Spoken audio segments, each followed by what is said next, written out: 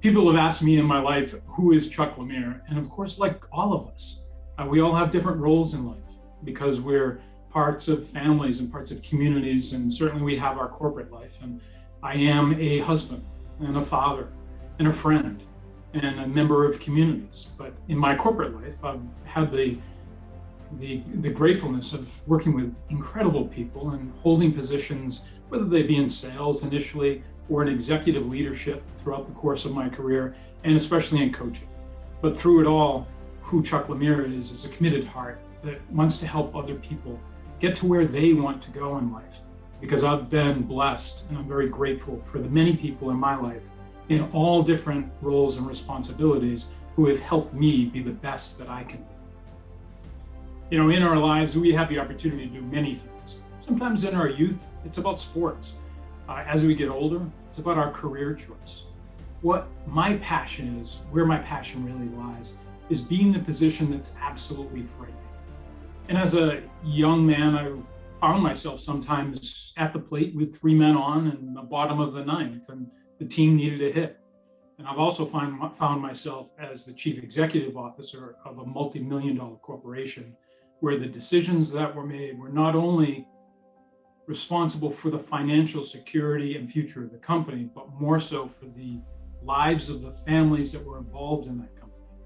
So some of those positions honestly scared me to my core. So I had to rely upon 2 things. 1, my inner strength, and 2, most importantly, the quality of the people around me, because the unity we have with people that have better skills than we do and better experiences, together and collectively, we can accomplish anything.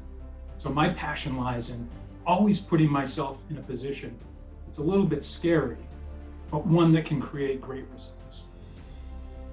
You know, when we're young and we're sitting, either in high school or college, we don't think to ourselves, oh, I want to be a real estate agent. Some might, that are legacy people that have grown up in a company where their father or grandparents have owned a real estate company for years. But for the majority of the 1.2 million realtors, myself included, I didn't go about looking to be a real estate agent. In college, to get through, I waited tables. And after college with a degree, I went back to doing just that because it was what I did best. But what I had to realize is I couldn't do that for the rest of my life, even though I respect those that do. For me, there was a higher calling. I wanted to help people. And being in a hospital, being in a classroom, or being in a restaurant is about serving people. And so is real estate. And I've spent 33 years in this business in different capacities. But the reason why I'm here is to serve people.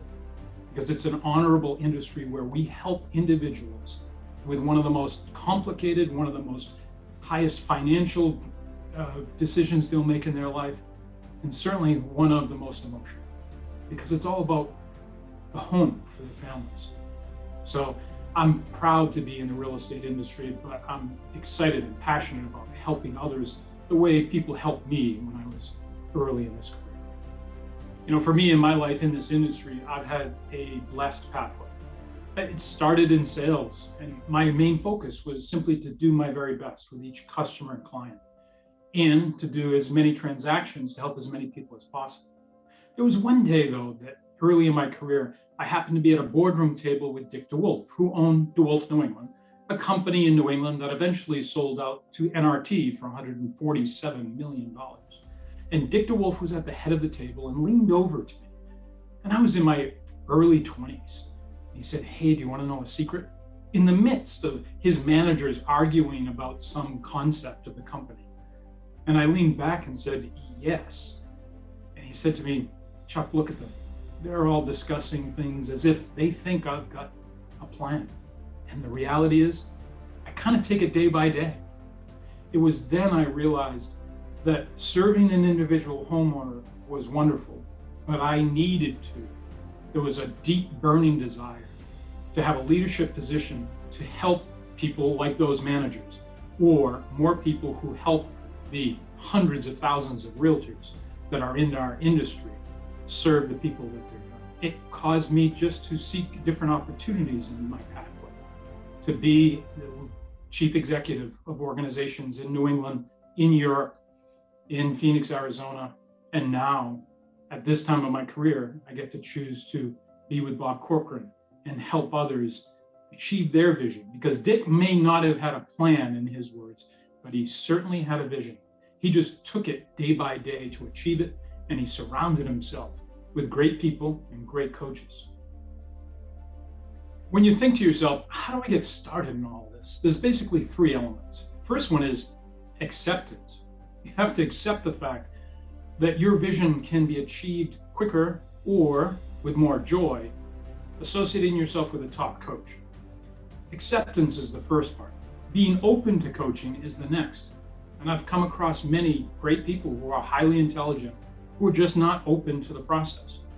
But if we think about it, every great athlete not only has a head coach, but a strength coach or a spiritual coach. There are different types of coaching. So first, you have to accept the fact that you truly want one, that you need one. Second, be open to that process.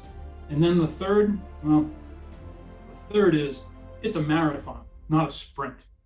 So it's all about working on all of the different elements of the business. First and foremost, the vision, and then the operational excellence, and then the systems, and then the individuals and the people who make up the team. There's a lot of moving parts. It's not easy, but it is simple.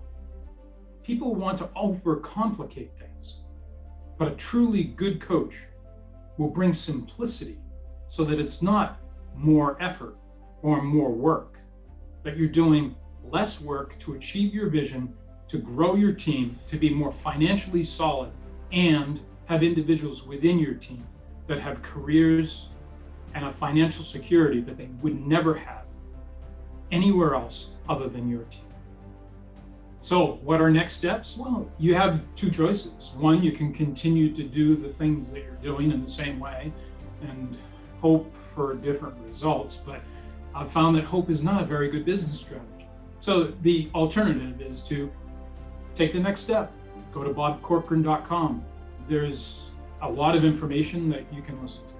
And there is a way and a pathway to sign up and find the right coach for you.